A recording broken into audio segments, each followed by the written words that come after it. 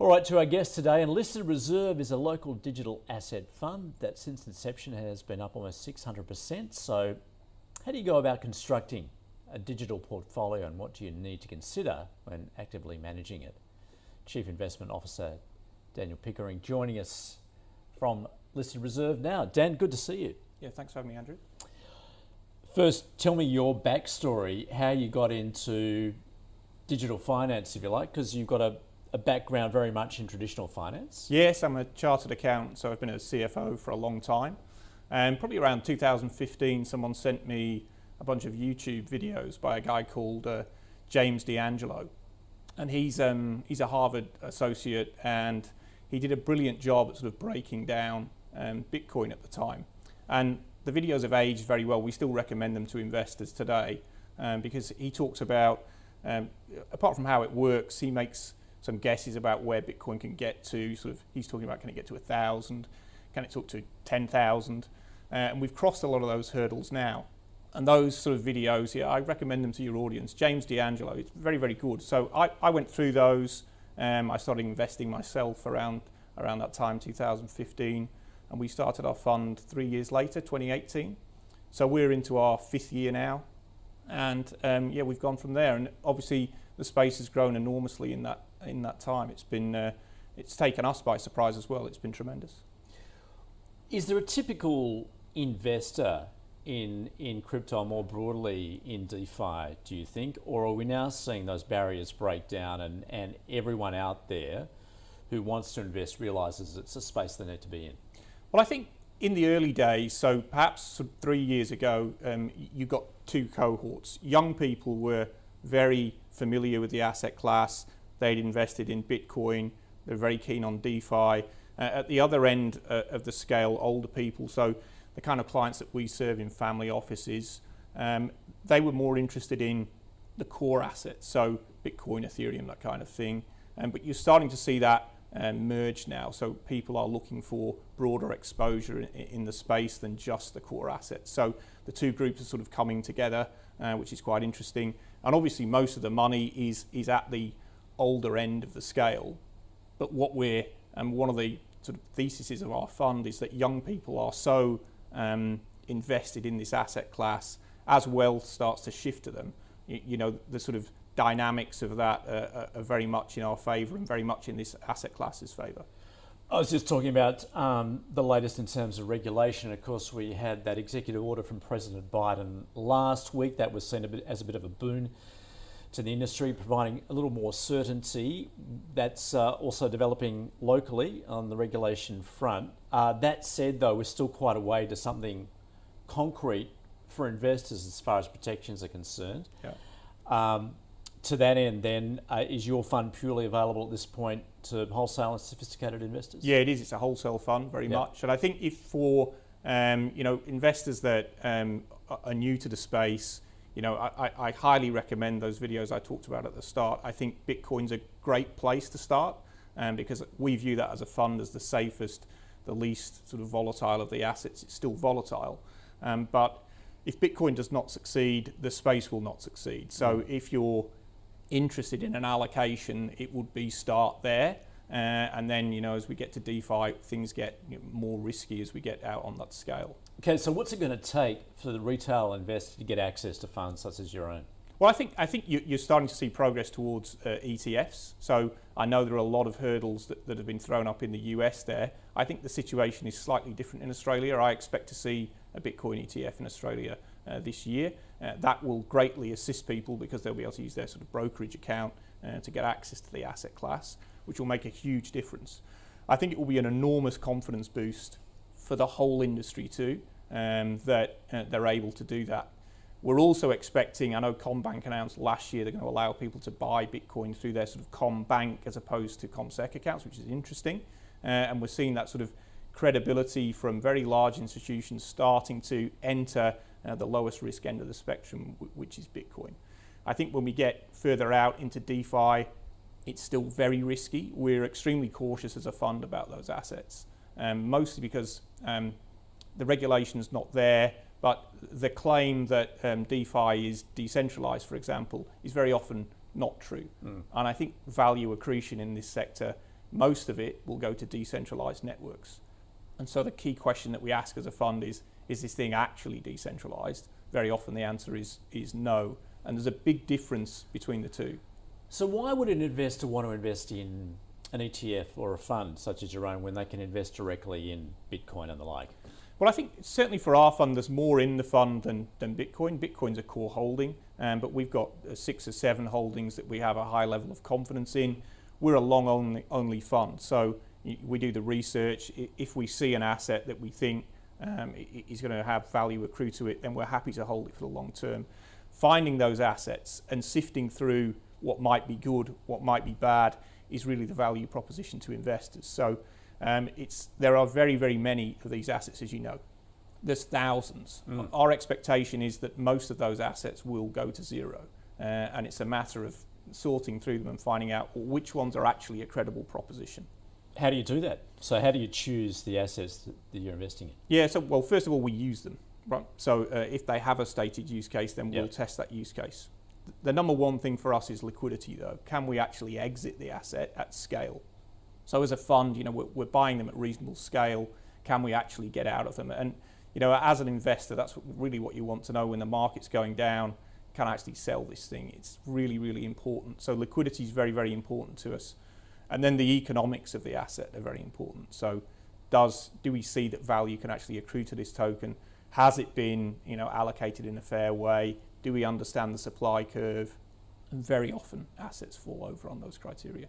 So, but your core holding then is Bitcoin? It with would be the largest derivatives. It would be no derivatives. No. So our core holdings are Bitcoin, Ethereum, and then if you go into the exchange tokens like Binance you mentioned earlier. So we own quite a few of the exchange tokens because we see, particularly in cryptocurrency exchanges, there's an ecosystem for that token to exist in. There's a reason for it to exist. So traders will get a discount if they pay in the token. So it has an economic imperative. And that's really what we're looking for in a token. Does it have an economic imperative? Very often the answer is no. And that's what we search for before we put something in the fund. So does it have that economic imperative? Can we test it? Does it work? And if it does, is there sufficient liquidity for us to enter and exit at scale? You talk about those use cases, and well, let's take Ethereum as an example, and there are alternatives, Solana or Cardano, different, I guess they're, where they're likely to end up. Everyone else has a differing view, but are you of the view then that you need to spread your risk, that you can't bet on one because it's still early days? Is that the way you're looking at it at the moment? Yeah, well, I think actually value ultimately will accrue to the most decentralized network, right? So we know from social media companies how valuable networks are. But what perhaps the market is getting wrong is decentralized networks are going to be a lot more valuable, right? Now, how many of them are there? Arguably, in this sector, there's only one, but it doesn't mean there can be only one. And so we're really looking for things that have the potential to capture an enormous amount of value. Now, I think Bitcoin ticks that box. We expect it to capture huge value over the next decade. And then as the other assets come online, it's a question of, okay, can this actually capture value? Is it decentralized? Very often it isn't. And what is its economic model? And is that economic model sustainable?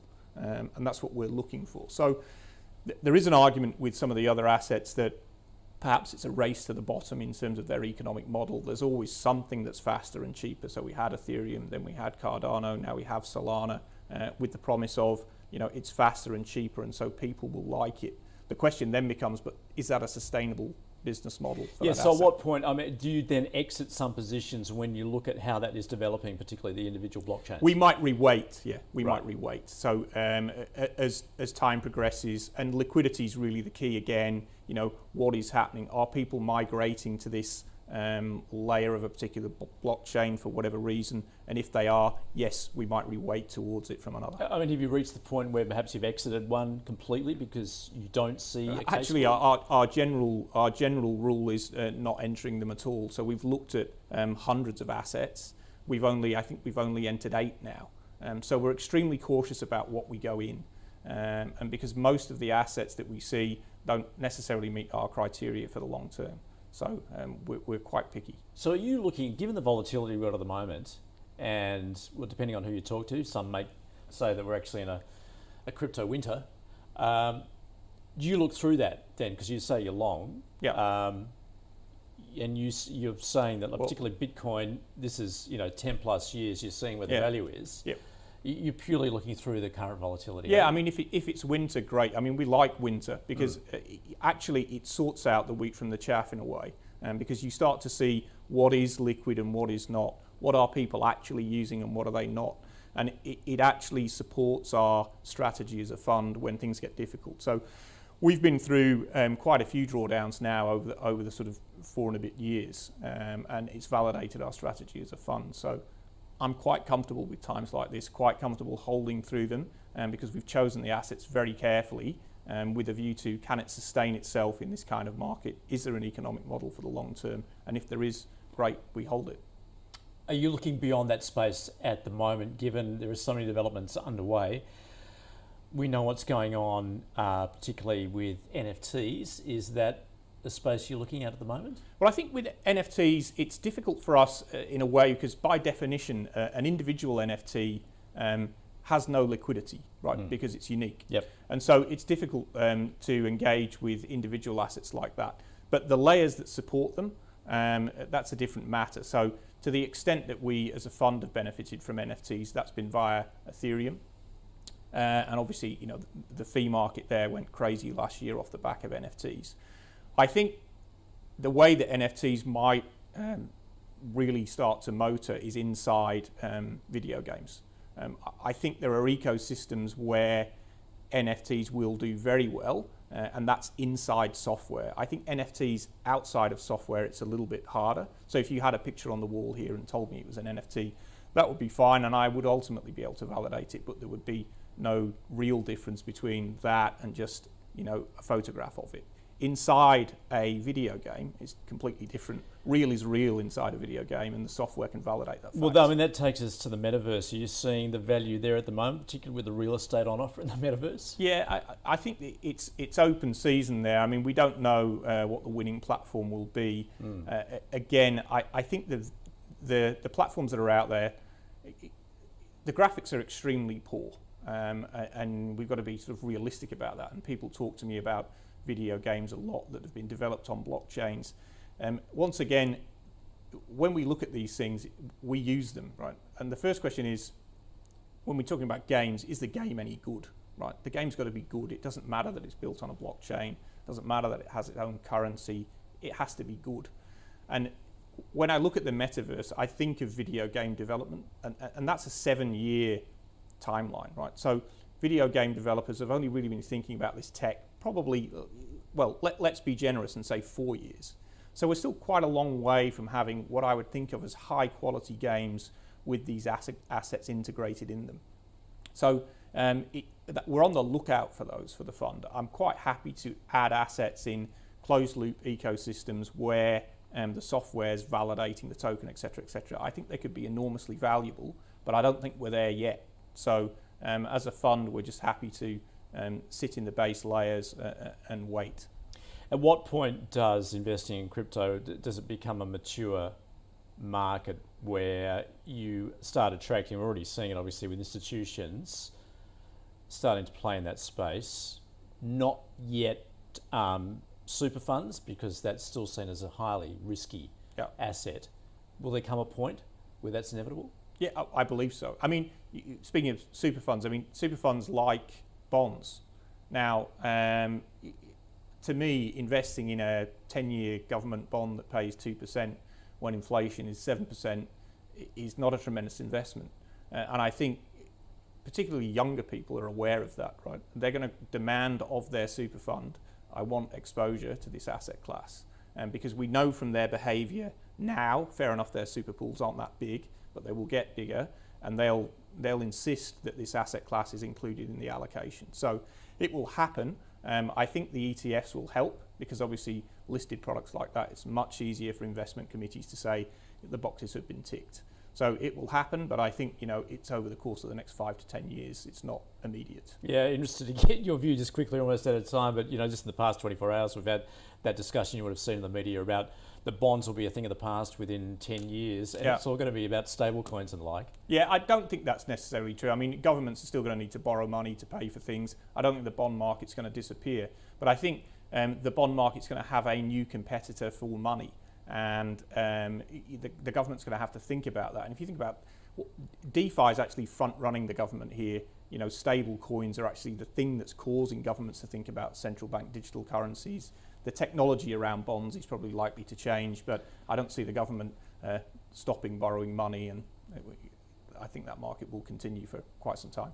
Dan, just before you go, I know some people may get a bit frustrated if they don't sort of hear you articulate exactly what you've got in your fund at the moment. I don't know whether you're prepared to give it away. I can give you the sort of Bitcoin's in there, Ethereum's in there, Binance is in there, the token, several other exchange tokens. So Leo from Bitfinex, Bitsy's in there. We do like those exchange tokens. We've got a few Metaverse tokens, very small allocations, and that would make up probably 98% of the fund. No leverage, no derivatives, long only.